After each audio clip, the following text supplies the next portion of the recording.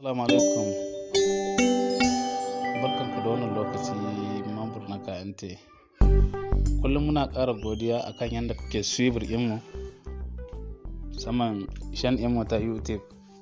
Yau ƴan uwa mun kawo muku wata sabuwar hanya wanda mutane suke bi suna ƙwacewa mutane WhatsApp ɗinsu, account ɗinsu na WhatsApp. Ko in ce suna sacewa mutane account ɗinsu na WhatsApp. So tari za ka gani mutane suna ta aiki saman Facebook, Messenger, Instagram, suna cikin group da yawa na WhatsApp.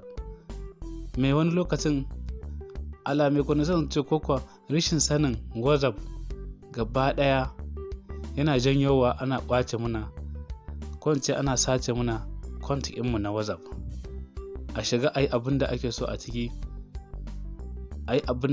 ciki, a ɓata mana suna a jiki kwa. Dalilin wannan ne ya sa na yi tunani in yi wannan bidiyo in kwatanta mutane ga yadda za su yi, ga yadda sun bi haka ba a taɓa musu ba WhatsApp ɗinsu, ba a ƙwace musu ba WhatsApp ɗinsu. Za a ga mutum yana Facebook group na kasuwanci da yawa kala-kala.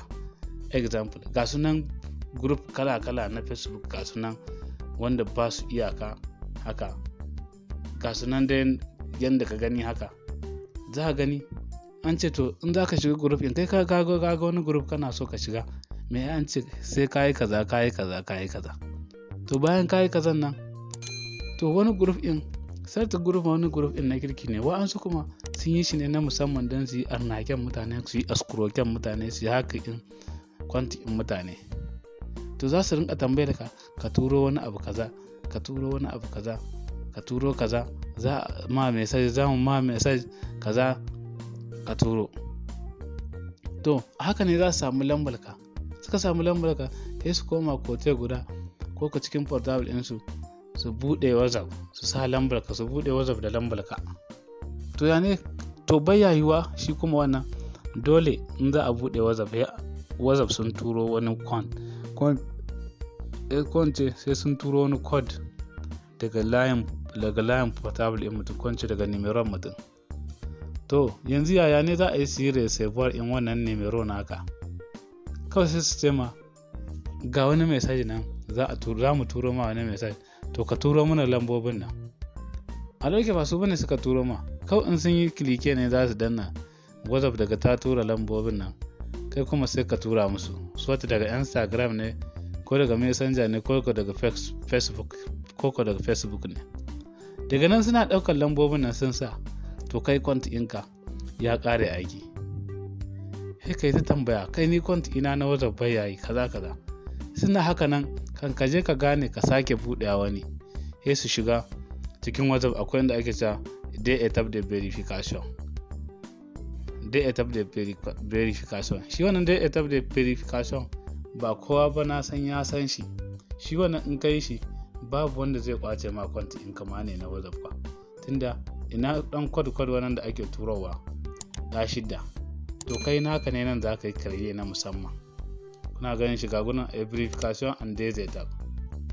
Wannan in kai shi naka ne za ka yi karye, ole yake da in WhatsApp su turo ma ka sa a'a, in ka riga ka yi shi sau guda ko ka canza portable sau 1000 ne, kai karyen naka sau guda ko ka canza portable sau 1000, shi dai ne za ka sa kawai.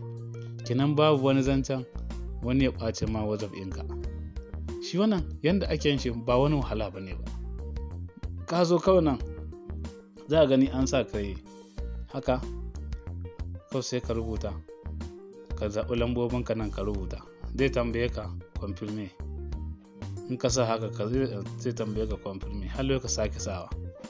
Afre zai tambaye ka kwant Gmail ɗinka, shi ma sai ka sa, sai tambaye ka ƙara sawa, shi ma sai ka sa. Da ka sa kawai sai ka yi OK. Da ka yi OK zai baka wannan page ɗin ne. Da ka yi OK zai baka haka. Nan kana iya deactivate shi in ka shirya. Nan kana iya canjan code in fin ɗinka da ka sa, ko in ce wannan code in ɗasis. Nan kuma kana iya modifying kwant Gmail ɗinka. Bayan nan da ka ƙara shi, to babu wanda ya isa ya kwace ma account ɗinka na WhatsApp. dan uwa ƙarshen bidiyon mu da Allah ku yi kokari, akwai mutanen da ba su kallon YouTube, ku yi kokari ku tuttura musu bidiyoyi nan ko ku kwatanta musu don su gane, saboda a bar kwace muna ko ana sace muna WhatsApp din mu. Ƙarshen bidiyon mu ku daure ku danna muna abone, ku danna irin ƙararrawa don ku rinka samun bidiyoyin muka mu masu zahi akan lokaci, kuma ku yi fartajin shi kamar yadda muka roƙe ku. Mun gode.